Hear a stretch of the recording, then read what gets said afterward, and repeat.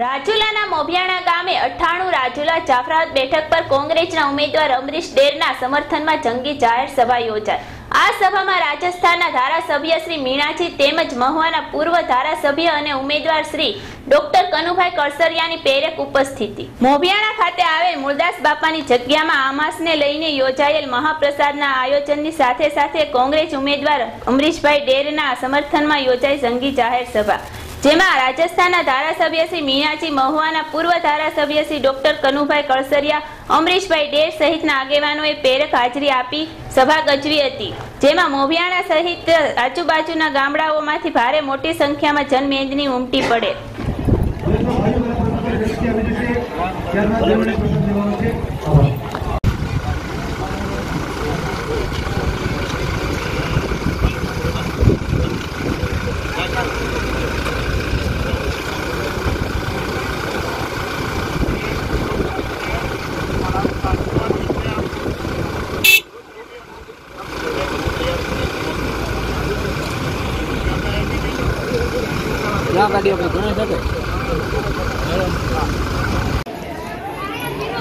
બહારગામ જવાનું કોઈ પ્લાન કરેલો હોય કે એ દિવસનો બીજો દિવસ થઈ શકે।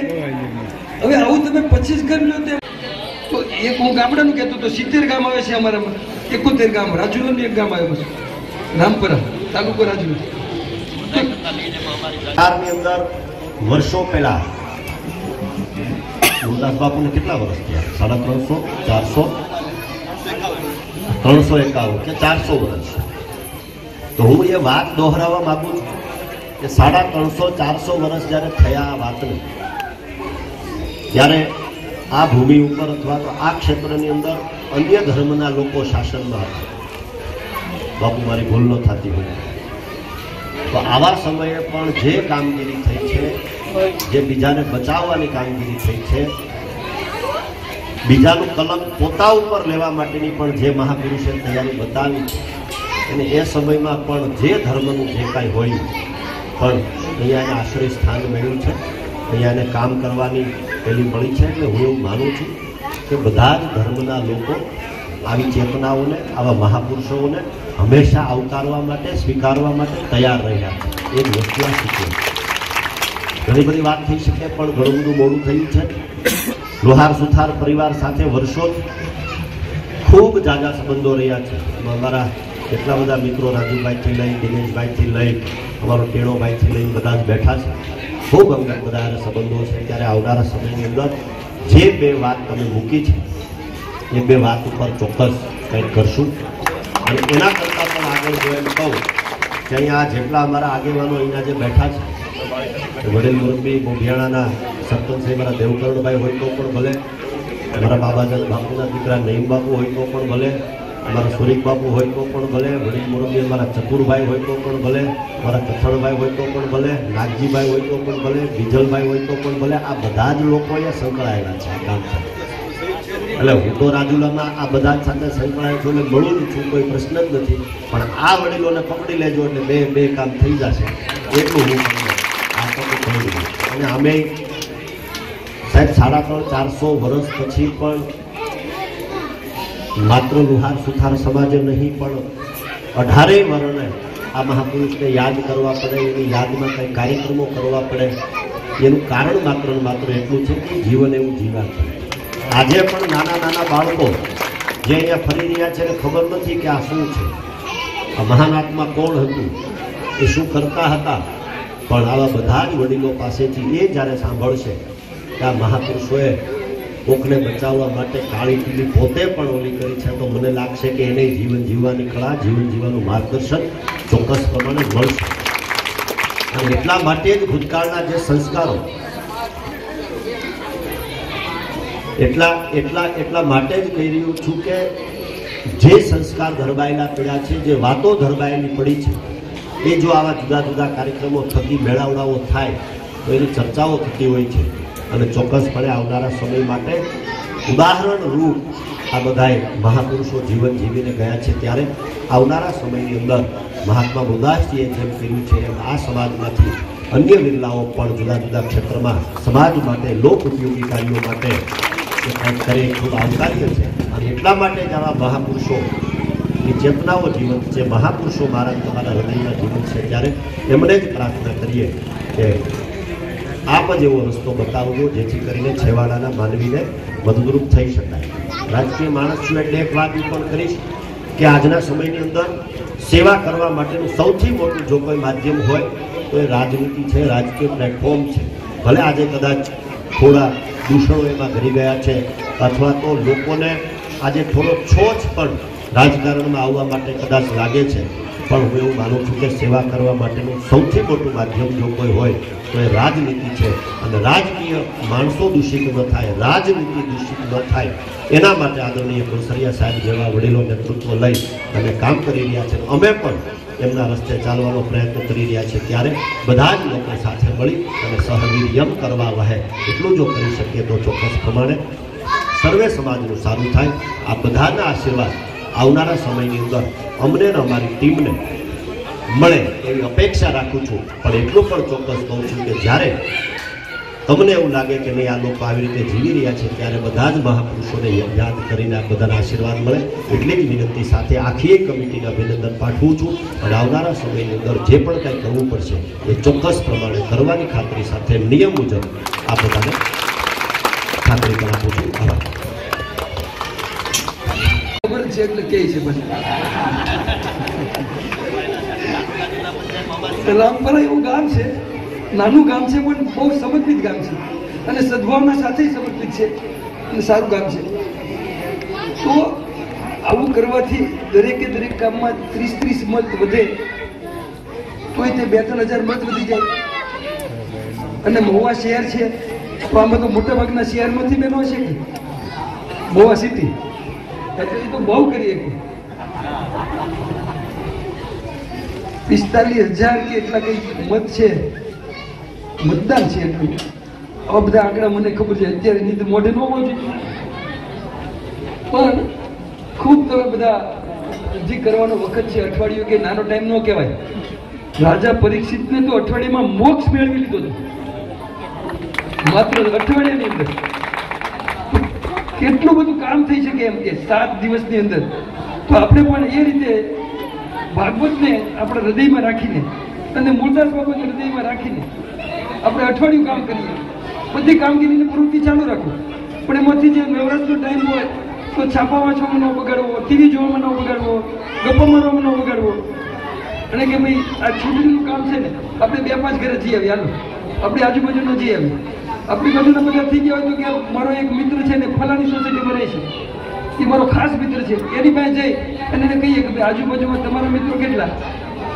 તો આપણે આ વખતે કનુભાઈનું કામ કરવાનું છે, કોંગ્રેસનું કામ કરવાનું છે, અને એ કંઈક મારો વાંધો કાઢે તો તમારે 2 ધડક એનો નંબર લઈ લેવાનો અને હું એને ઘરે આવીશ તમારી હારે પાછું. આટલું કેમ કે મારી જાતને સુધારવી પડે તો મારે સાંભળવું પડે ને એને મોઢે કે ભાઈ શું છે, મારી ક્યાં ભૂલ થઈ કે તમે આટલી હદે પહેલા મારા વિરોધમાં જાઓ છો. અને આવું કરશું ને તો 100% મહુવામાં ધાર્યા કરતા સારી સફળતા મળશે. અને અમરીશભાઈને માટે પણ આ જ રીતે આપણે કામગીરી કરશું. તળાજાના માટે પણ કરજો, તળાજામાં પણ સગા સંબંધી જે હોય તે મેં તળાજાના ધારાસભ્યને હું નજીકથી ઓળખું. છેલ્લે ખેડૂતો માટેનું મેં કામ કરતા હતા ત્યારે તળાજા અને મહુવા એટલે કોટડા આપણું છેલ્લું ગામ આવે. કોટડા પછી બાંભર ને તલી પાછું તળાજામાં જાય, ડાટા તળાજામાં જાય. એટલે અવારનવાર ત્યાં એટલે દરેક વખતે સિન્સિયરલી નિષ્ઠાપૂર્વક એને દરેક ગરીબોના કામમાં સાથ અને સહકાર આપે. डॉक्टर कन्हूभाई खलसारिया जी, आपके राजौरा से लोकप्रिय उम्मीदवार अमरीश भाई, आपके यहाँ पे बैठे सभी पदाधिकारीगण, सामने बैठे सभी बुजुर्गगण, नौजवान साथियों, माता और बहनों, हिंदी समझ में आती है ना? लोहार समाज, मेरे को लग रहा है कि आप समाज वाले सभी शिक्षित हैं और सब समझदार हैं. जब मुराद बाबा है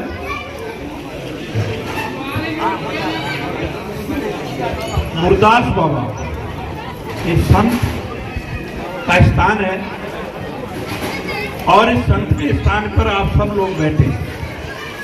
मैं ज्यादा नहीं कहूंगा क्योंकि कलसारिया जी ने और अमृत भाई ने आपको बता दिया, सरकार तो बदलने वाली है, कांग्रेस सरकार आने वाली है और गुजरात में अगर कांग्रेस सरकार आएगी तो मैं कलसारिया जी को यही एक ही बात कहना चाहूंगा। कलसारिया जी को, कलसारिया जी, डॉक्टर साहब आप चुनाव जीतोगे पर जो महुआ की इमेज है, जो गंदगी है वहां, उसको सुधारोगे, आप उसका मॉडल बनाओगे। इनको तो मैं कहना चाहूंगा। और अमरीश भाई है, अमरीश भाई का तो आपको कहने की जरूरत नहीं है क्योंकि 182 धारासभ्य है गुजरात, उनमें चौथा नंबर है विकास, 4 नंबर है इनका विकास करना। तो ये तो आपको कोई कमी छोड़ने वाले हैं नहीं। अब नंबर ये है कि अब चुनाव चल रहे हैं और बाबा के स्थान पे आप सब बैठे। अब इनकी तो जिम्मेदारी पूरी हो गई आपके यहाँ आके स्थान पर। अब जिम्मेदारी है आप सब लोगों की, आप सब अमरीश भाई और कन्नू भाई बन के, और आप लोगों को लगना है।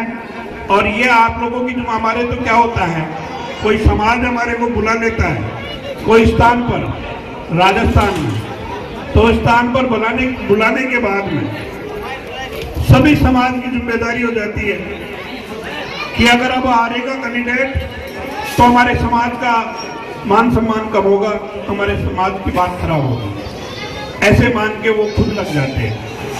कैंडिडेट को लगने की जरूरत नहीं है, अब आप लोगों की जिम्मेदारी है।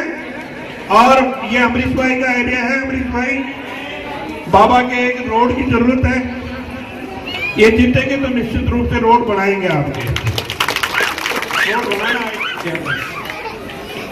ऐसे कहने की जरूरत नहीं है, तो पहले ही मन में सोच रखें। हाँ, मैं इसीलिए पूछ रहा था कि यहाँ आए तो बाबा का आशीर्वाद आपको मिलेगा, 100% मिलेगा, पहले भी मिला है और अब भी मिलेगा। और आप लोग इस बाबा के आशीर्वाद से मैं भी अगली बार फिर चुनाव लड़ूंगा, मेरा अगली साल है चुनाव, आप आएंगे और जीतने के बाद में बाबा के मेरे के दर्शन भी करवाना है आपको। तो यहाँ मैं भी जीतने के बाद में यहाँ दर्शन करने जरूर आऊंगा अमरीश भाई के साथ में। तो आप सब लोगों की जिम्मेदारी है, ज्यादा लंबा चौड़ा भाषण देने की जरूरत नहीं है क्योंकि सब समझदार हैं गुजरात में क्या चल रहा है, महंगाई कितनी है, बेरोजगारी कितनी है, ये तमाम चीजें आप सब पढ़े लिखे, रोज अखबार पढ़ते होंगे। जीएसटी लग रही है, नोटबंदी जिस प्रकार से हुई, उसमें भ्रष्टाचार हुआ, वो भी आप लोगों के सामने है।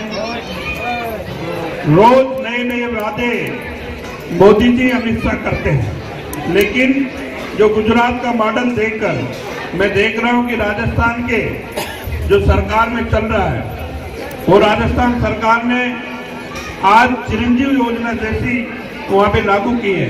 गरीब लोगों के लिए, अमीर लोग हो, कैसे भी हो, 10 लाख रुपए तक का इलाज फ्री कर दिया, कैंसर का इलाज फ्री कर दिया, तमाम जांचें फ्री कर दी, तमाम दवाएं फ्री कर दी, और ये हमारे राजस्थान में लागू है। ऐसे ही बहुत सारी योजनाएं हैं, वो यहाँ कांग्रेस सरकार आएगी, निश्चित रूप से 8 जो वचन है उनको पूरा किया जाएगा।